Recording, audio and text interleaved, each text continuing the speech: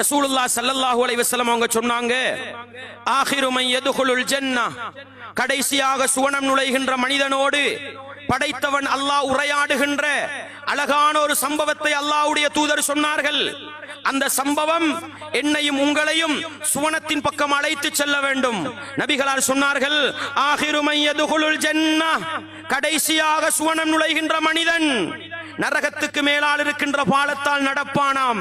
நபிகளால் சொன்னார்கள், நரகத்தின் சூடு அவனுடைய உடம்பிலே படும், திடீரென்று வலிக்கு விழ பார்ப்பான். இப்படி தட்டு தடுமாறி தவழ்ந்து தவழ்ந்து நரக நெருப்பின் சூட்டை வாங்கிக் கொண்டே ஒரு மாதிரியாக நரகத்தை கடந்து விடுவானாம். நரகத்தை கடந்த உடனே அந்த நரகத்தை அப்படி திரும்பி பார்ப்பானாம். அந்த மனிதன் நரகத்தை திரும்பி பார்த்து சொல்லுவானாம், இந்த நரக படுகொலியிலிருந்து என்னை பாதுகாத்த அல்லாஹ்வுக்கே எல்லா புகழும் என்று புகழுகின்ற பொழுது அப்படி கண்ணெட்டுகின்ற தூரத்துல ஒரு மரத்தை காணுவானாம்.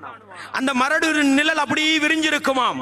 இந்த மனிதன் நரகத்தை கடந்துட்டு அல்லாஹ்வை புகழ்ந்துட்டு சொல்லுவானாம், இறைவா, அந்த பாரு இறைவா, ஒரு மரம் ஒன்று விளங்குது, அந்த மரத்துக்கு பக்கத்தில் என்னைய கொண்டு போய் வை, அங்க நிழல் பெற்றுக்கொண்டு அங்க இருக்கின்ற தண்ணீரை குடிச்சு கொண்டு நான் சந்தோஷமா இருக்கிறேன் என்று சொல்லும் பொழுது படைத்தவன் அல்லாஹ் கேட்பானாம், மனிதா, உன்னை நான் அந்த மரத்தளவில் கொண்டு போய் நிறுத்தினால் அதை விட நீ வேறு எதையாவது கேட்பாயா? மனிதன் சொல்வானாம், இறைவா, நான் உனக்கு ஒன்றுமே கேட்க மாட்டேன் இறைவா, என்ற கடைசி ஆசை அந்த மரத்தடியில கொண்டு போய் வை. அல்லாஹ் என்ன செய்வானாம், மனிதன் ஆசை அல்லவா, அந்த மரத்தடியில் கொண்டு போய் நிறுத்துவான்.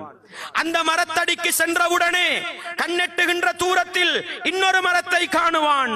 அது இதை விட அழகானதாக நிழல் கொடுக்கக்கூடியதாக இருக்கும். அந்த மனிதன் சொல்லுவானாம், ஐ ரப், என்னுடைய இறைவா, அத்னினி மின் ஹாதிஹி ஷஜரா ஃபலா ஸதில்ல பிதில்லிஹா வலா அஷ்ரப மின் மாயிஹா.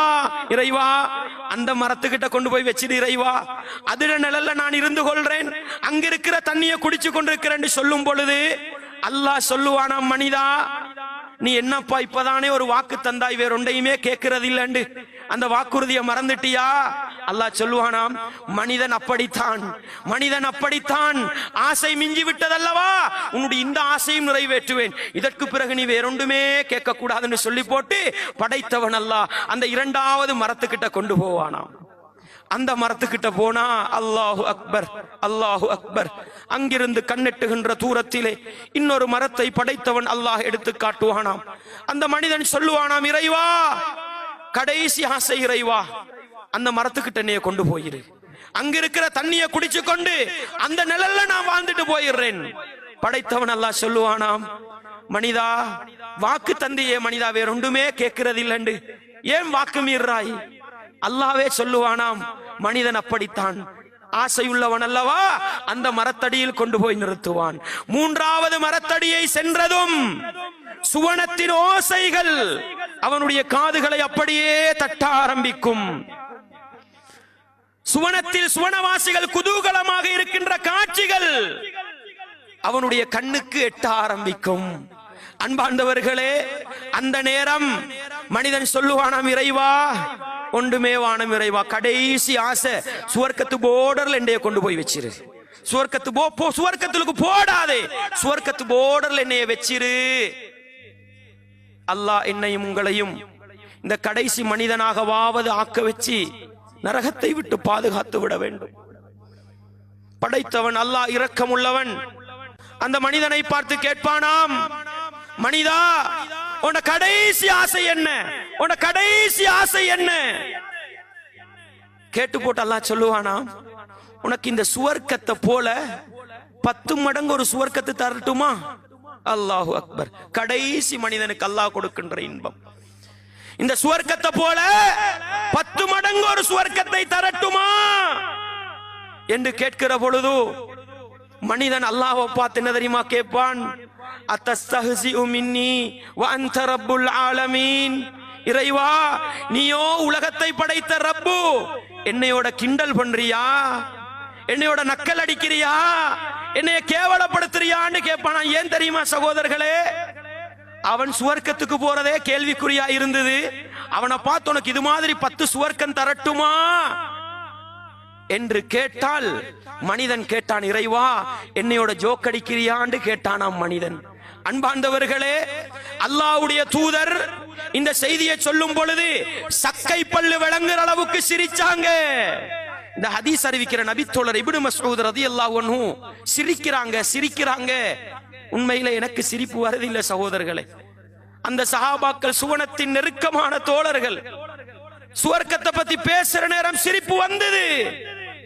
அல்லாஹ் என்னையும் உங்களை சுவனத்தின் சொந்தக்காரர்களாக மாற்ற வேண்டும் என்று கண்ணீர் வடித்தவனாக பிரார்த்தனை செய்கின்ற நிலையிலேதான் நாங்கள் இருக்கிறோம் சகோதரர்களே. ஆனாலும் இப்னு மஸ்ஊத் சிரிச்சு போட்டு சொன்னாங்க, நான் ஏன் சிரிக்கிறேன்னு கேட்காதீங்கன்றாங்க. சஹாபாக்கள் தோழர்கள் கேட்டாங்க, இப்னு மஸ்ஊதே ஏன்பா நீங்க சிரிக்கிறீங்கன்னு சொல்லும் பொழுது நபிகளார் சொன்னார்களாம், அந்த அடியான் கேட்ட கேள்வியை பார்த்து படைத்தவன் அல்லாஹ் சிரித்து விட்டான், எனவே நானும் சிரிக்கிறேன். ரசூலுல்லாஹ் சிரிச்சாங்க, நானும் சிரிக்கிறேன். இப்னு மஸ்ஊத் சிரிச்ச மாதிரி ரலியல்லாஹு அன்ஹு நானும் சிரிச்சு கொண்டேதான் அந்த செய்தியை சொல்ல வேண்டி இருக்கிறது. அன்பார்ந்தவர்களே, அந்த சுவர்க்கம், சுவனத்தின் கடைசியாக நுழைகின்ற மனிதனுக்கு சுவனத்தை போன்று 10 உலகத்தை போன்று 10 மடங்கு சுவனம் என்றால், நானும் நீங்களும் நேரடியா சுவர்க்கம் போனா மின்னல் வேகத்துல போற கூட்டம், ஓடி போற கூட்டம். அல்லாஹு அக்பர். எனக்கும் உங்களுக்கும் உரிய சுவன இன்பம் எப்படி இருக்கும் என்பதை கொஞ்சம் கற்பனை பண்ண முடியாவிட்டாலும் குர்ஆன் சுன்னால வந்திருக்கின்ற ஆர்வமூட்டுகின்ற செய்திகளை படித்து அந்த சுவன அழைப்புக்குரிய பதிலை இந்த உலகத்திலே நானும் இன்னும் கண்டவர்களாக, இந்த உலகத்தில் உண்மையான முஸ்லிம்களாக வாழ்ந்து உண்மையான முஸ்லிம்களாக மரணித்து மறுமை நாளையில் அந்த சுவனத்தின் சொந்தக்காரர்களாக மாறிவிடுவதற்கு வல்லவன் ரஹ்மான் எனக்கும் உங்களுக்கும் எல்லா ஈமானிய உறவுகளுக்கும் அருள் புரிய வேண்டும். வ ஆகிரு தஅவானா அனில் ஹம்துலில்லாஹி ரப்பில் ஆலமீன்.